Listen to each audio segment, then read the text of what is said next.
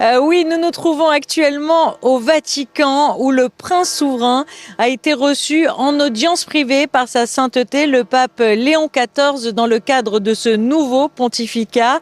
Alors une rencontre qui marque la 5e visite du souverain en sa qualité de chef d'État au Vatican, puisque depuis son accession au trône, le prince Albert II a pu rencontrer par le passé à plusieurs reprises le pape Benoît XVI, puis le pape François. Comme vous le voyez sur ces images, l'arrivée du prince Albert II dans la cour d'honneur du palais apostolique ce samedi.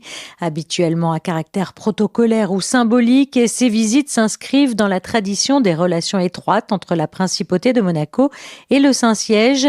Mais cette fois, cette rencontre revêtait une dimension bien plus particulière puisque c'est à une réunion de travail que le prince souverain a été convié. Dans ce type d'entretien, il y a des questions d'intérêt général ou liées aux grands problèmes de ce monde et aux défis qui se posent, parce que le Saint-Père, comme il l'avait d'ailleurs dit dans son discours au corps diplomatique le 9 janvier dernier, est préoccupé, de même que l'était le pape François, par le fait que nous ne sommes pas dans une époque de changement, mais dans un changement d'époque, ce qui n'est pas tout à fait la même chose et pose tant aux autorités civiles qu'aux autorités spirituelles, et pas seulement de la religion catholique d'ailleurs, la nécessité de penser le monde autrement et d'essayer d'apporter des solutions nouvelles. Après avoir été reçu en audience privée par le Saint-Père, le prince souverain a pu participer à une réunion avec le secrétaire d'État du Saint-Siège, l'organe central chargé des affaires diplomatiques et de l'administration de l'Église.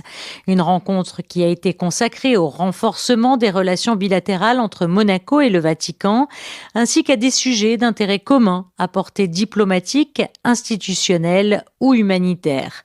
Un déplacement qui confirme ainsi la stabilité et la continuité du dialogue historique entre la principauté de Monaco et le Saint-Siège. Pour la principauté, elle est très importante parce qu'elle s'inscrit dans la longue tradition des visites des princes de Monaco au Saint-Père. D'une part, elle permet de marquer la solidité des liens qui nous lient depuis maintenant plusieurs siècles, parce que les Grimaldi sont une dynastie guelfe qui s'est toujours distinguée par son soutien à la papauté, tant sur le plan politique d'ailleurs que sur le plan spirituel.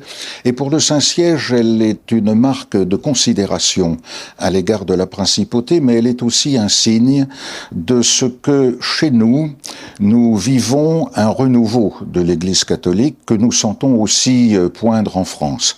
Nous sommes dans une Église de plus en plus catéchuménale, comme on dit, pour employer le jargon catholique, où vous avez beaucoup de gens qui souhaitent poser leur spiritualité et qui ont besoin d'un lieu d'accueil. Et l'Église catholique de Monaco est un exemple utile à cet égard. Une visite qui ouvre donc un nouveau chapitre dans les relations entre la principauté de Monaco et le Vatican sous le pontificat du pape Léon XIV. Alors lors de sa venue, le prince Albert II a renouvelé son invitation auprès du Saint-Père à se rendre en principauté, une visite très attendue à Monaco puisque la principauté n'a jamais reçu de pape vivant.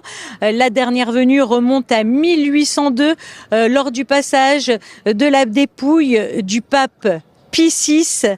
Donc, le prince a renouvelé son invitation, une invitation qu'il avait déjà par le passé faite auprès du pape François, mais qui était restée sans suite.